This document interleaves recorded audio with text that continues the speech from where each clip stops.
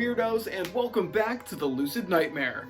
I'm your host as always, Jay Schatzer, and today I have a very strange and altogether weird flick lined up for us. It is John Henry Johnson's 1988, just fantastically bizarre flick.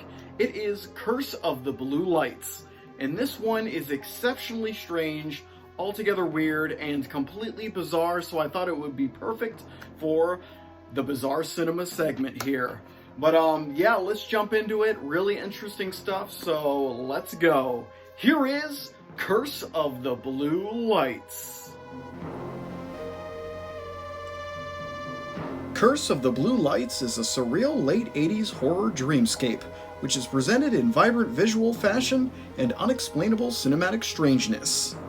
Drenched in a stark color palette and filled to the brim with strange and unusual creatures, this lost 80s horror production is a weird one to say the least, and it's a bizarre cinematic amalgam which always keeps you on your toes with its non-traditional approach to storytelling and even more odd execution.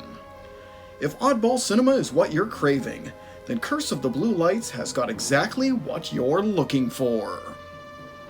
The film follows a group of mischievous teenagers who, after sucking face at makeout point, stumble upon a disturbing mystery. After investigating two mysterious blue lights floating through a graveyard, the teens stumble upon the body of an ancient demon god, but are attacked by the slumbering creature's minions, who are keen on bringing the nefarious creature back to life, covering the world in darkness.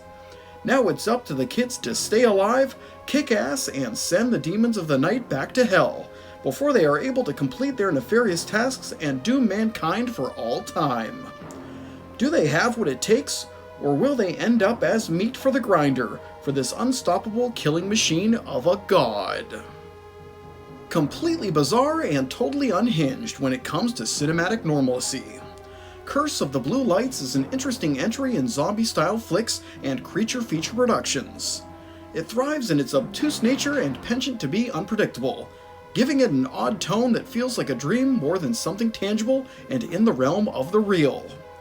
Like 1972's Children Shouldn't Play with Dead Things, and 1973's Lamora, A Child's Tale of the Supernatural, Curse of the Blue Lights exists in a cinematic world that is unlike any other, and completely nightmarish in almost Grimm's fairy tale fashion. Extremely surreal, wholly colorful, and shot down and dirty. It's a production that pulls you along a path that genuinely can't be fathomed, as one weird thing happens after another, often coming out of left field, and utterly ridiculous to boot. With its stark and supernatural cinematography, and its diabolical nature in general, there's an undeniable magic to the film that makes it a unique beast in its own unorthodox way. The same can be said for the production's grotesque and imaginative creatures of the picture. Ghouls, goblins, zombies, and pigmen run rampant within the runtime of the flick, and there really is no rhyme or reason for any of the madness that comes across the screen. The designs of each monster are unique, and ultimately obscure, with no discerning connection between one creature to the next, aside from the unabashed randomness of them all. Practically imagined and surprisingly effective, the monsters are the highlight of this oddity of a flick, and they are all presented wonderfully by their respective actors and lit frighteningly in that nightmarish gloom the picture is steeped in.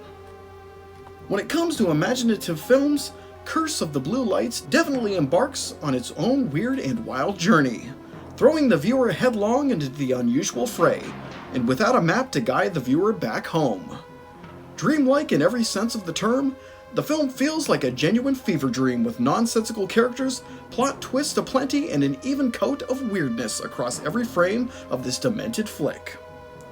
When it comes to zombie films, Curse of the Blue Lights absolutely has the goods thanks to the cemetery scene alone, while lovers of creature features will without question dig the large cast of creeps that inhabit this oddity of a flick. If you love films that keep you on your toes and never wavers when it comes to delivering strangeness around every turn, then you should unquestionably find a lot to love within this morbid production. It's strange, it's unusual, and it's a hell of a lot of sick and entertainingly weird fun.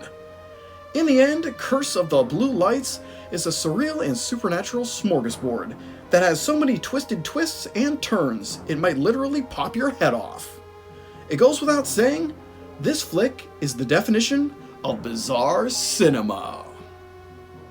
And there you have it, you ghoulish maniacs. That is the fantastically strange, altogether weird, and completely bizarre zombie flick with a bunch of creatures in it.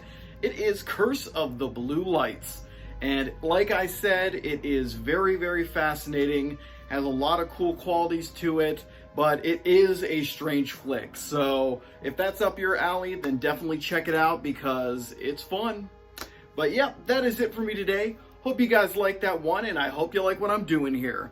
If you do, please like and subscribe, and if you have time, leave a comment below because I love hearing from you guys.